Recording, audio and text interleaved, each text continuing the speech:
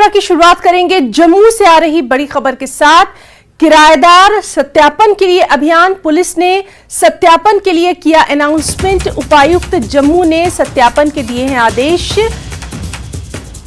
तो इस वक्त की अहम खबर आपको दे दें, टेनेंट वेरिफिकेशन के ताल्लुक से ये अहम खबर है जम्मू से, जहां किराएदार उनके वेरिफिकेशन के लिए खुसूसी अभियान जो है वो चलाया जा रहा है। आपको याद होगा कि एक नोटिफिकेशन जो है वो जारी किया गया था और उसी के बाद पुलिस ने ये कार्रवाई शुरू की है।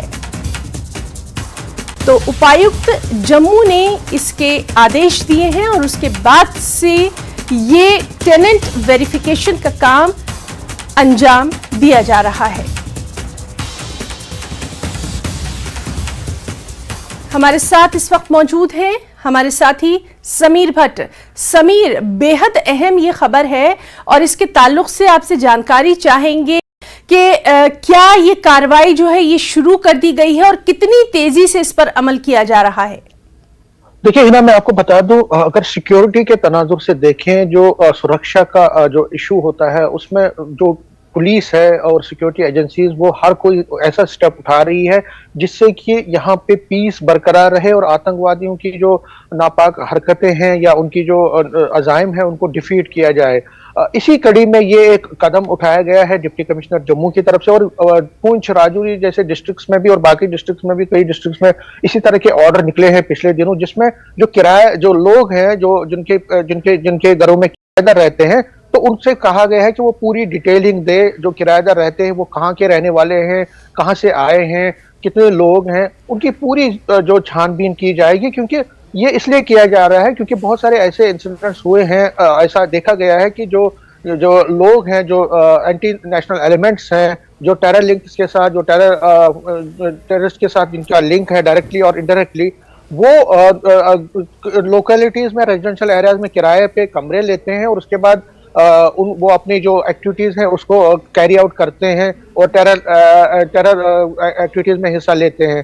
तो इसलिए जो डिप्टी कमिश्नर जम्मू ने एक ऑर्डर निकाला था और उसी के तहत अब ये कार्रवाई शुरू की गई है, जिसमें जो किराएदार है, जो मकान मालिक हैं, उसे कहा गया है कि वो किराएदारों का पूरा डिटेलिंग दे, पूरा वो कहाँ के हैं, किस तरह से, कब से रह रहे हैं, कब तक रहने वाले हैं, पूरा ये चीज ये उनको वेरिफिकेशन देनी है। उनकी वेरिफिकेशन होगी जो किराएदार रहते हैं मकान मालिक के पास।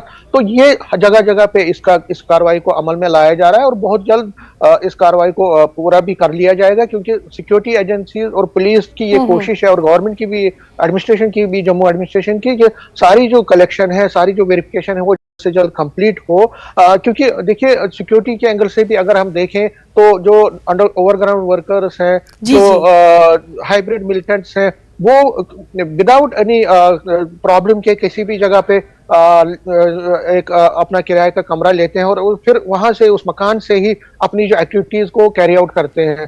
तो ये सुनिश्चित करने के लिए कि जिस मकान मालिक ने अपना किराएदार रखा है वो जेन्युइन है, वो कोई किसी टेरर लिंक से कोई संबंध नहीं है, उसका कोई रिकॉर्ड नहीं है या उसका कोई प्लान नहीं है, ऐसा तो सारी चीजों को देखा जाता है। पुलिस वेरिफिकेशन के जरिए उसको देखा जाएगा, एडमिनिस्ट्रेशन इसको बात का एक रिकॉर्ड रखेगी अपने पास और इसी के बिना पे फिर आगे की कार्रवाई होगी। तो ये एक बड़ा कदम है और सिक्योरिटी के एंगल से यहाँ पे पीस को कायम रखने के लिए और टेररिस्ट की जो सर मैंने कहा नेफेरियस जो डिजाइन होते हैं, जो इंटेंशन होती है उनकी, उसको भी शिकस्त देने के लिए, उसको भी चेक करने के लिए ये एक बड़ा कदम है। और सिक्योरिटी एंगल से मैंने जिस तरह से कहा, सरकार हर कोई ऐसा कदम उठा रही है जिससे कि टेररिज्म का जो समीर आपसे ये भी जानना चाहेंगे कि वहां पर जो लोकल्स हैं, स्थानीय लोग हैं, उनका सपोर्ट किस तरह से इस पूरे अभियान को मिल रहा है?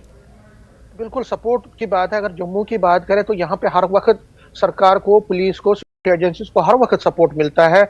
जो भी कार्रवाई होती है टेररिज्म के खिलाफ, टेररिस्ट के खिलाफ, और यही वजह है कि जम्मू की अगर हम बात करें, यहाँ पे इक्का दुक्का टेररिज्म के वाकयात हुए हैं पिछले 32 साल में, लेकिन टेररिस्ट यहाँ पे अपना एक गढ़ नहीं बना सके। यहाँ पे जो मिलिटेंट्स है वो अपनी एक प्रेजेंस ज्यादा नहीं दिखा पाए या अपनी एक्टिविटीज को कैरी आउट नहीं, हालांकि बीच बीच में कई जगहों पे यहाँ पे टेररिस्ट एक्टिविटीज हुई हैं, इंसिडेंट्स हुए हैं, अटैक्स भी हुए हैं, लेकिन इस तरह से अगर 32 साल की बात करें तो कुछ खास नहीं हुआ, क्योंकि उसमें जो लोकल सपोर्ट है यहाँ पे जी, सिर्फ जी। जो है पुलिस को हर वक्त मिलता है, एजेंसीज को हर वक्त मिलता है। टेररिस्ट की जो कोशिश होती है कि यहाँ पे अपना एक जी। गढ़ बनाने की, यहाँ पे शेल्टर लेने की, कभी भी वो कामयाब नहीं हुए। तो इस नई पेशरफ्त में, इस नई बिल्कुल। एक्टिविटीज में, नए स्टेप में पुलिस को भरपूर सपोर्ट मिल रहा है लोगों का, और इसी बिना पे ये जो कार्रवाई है वो जल्द से जल्द तो कंप्लीट बहुत होगी। अहम ये खबर है, और इस पर क्या कुछ रिएक्शंस रहेंगे वो भी लगातार आपके जरिए हम अपने दर्शकों तक पहुंचाते रहेंगे। फिलहाल के लिए बहुत बहुत शुक्रिया आपका तमाम तर जानकारी के लिए।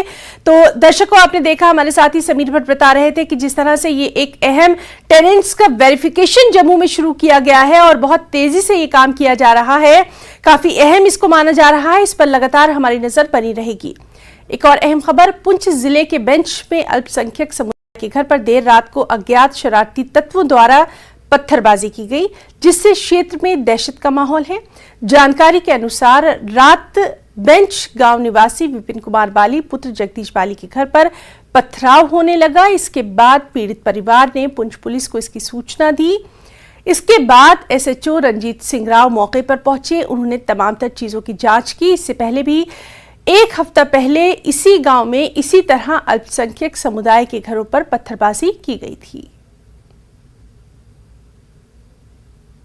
राजौरी जिले के ढांगरी गांव में माइनॉरिटी कम्युनिटी की हत्याओं के बाद पुंछ जिले में भी दहशत का माहौल है। और पुंछ जिले का ये गांव भैंच है, जहां पर आए दिन पत्थरबाजी की घटनाएं पेश आ रही हैं। और यहां पर आज रात को फिर एक बार यहां पत्थर बरसाए गए हैं। माइनॉरिटी कम्युनिटी के जो घर हैं उस पर उनको निशाना बनाया गया है, और उसके बाद इस घर में जो है दहशत है। पूरे गाँव में जो है वो लोगों में दहशत है, लोगों को डर का माहौल है, और लोग जो हैं डरे हुए हैं कि इस तरह की घटनाओं से जो है न जाने आगे क्या होने वाला है। क्योंकि लोगों का ये कहना है कि इस तरह की घटनाएं जो हैं वो उनमें डर पैदा कर रही हैं। हमारे साथ इस घर के जो रहने वाले हैं, जो घर के यहाँ, उनसे बात करते हैं, उनका क्या कहना है इसको लेकर, क्योंकि रात को जो घटना हुई है। आपका नाम? सर मेरा नाम सचिन बाली। सचिन जी, क्या हुआ रात को पूरी? सर रात को 10:30-11 बजे का टाइम था। बाहर से कुछ आवाज़ वगैरह आने लगी। मैंने खिड़की खोल के देखा, कुछ ऐसा वैसा नहीं दिखा। तो सर फिर ठीक 5 मिनट बाद पत्थर वगैरह पड़ने शुरू हो गए। सर फिर मैंने घर वालों को इन्फॉर्म किया। हमने आए बाहर, हमने खुद देखा कि कुछ नहीं ऐसा। फिर ठीक 5 मिनट बाद फिर पत्थर पड़ना शुरू हो गए। हमने 39 RR थी, हमने उनको इन्फॉर्म किया। फिर हमने एसएचओ साहब को इन्फॉर्म किया। एसएचओ साहब खुद मौके पे आए, उन्होंने जायज़ा लिया मौके का। तो सर इसलिए पहले भी महल्ले में 2-3 बार ऐसा कुछ हादसा हो चुके हैं सर। तो क्या कहते हैं आप? सर यही कहते हैं कि हमें प्रोटेक्शन दी जाए सर। तो आपके पास बीडीसी गन नहीं है? नहीं सर, बीडीसी गन नहीं है सर। आपने बीडीसी गन ली नहीं क्या? नहीं सर, ली नहीं है, अप्लाई किया हुआ है। अच्छा, जी सर। बीडीसी गन नहीं नहीं थी सर।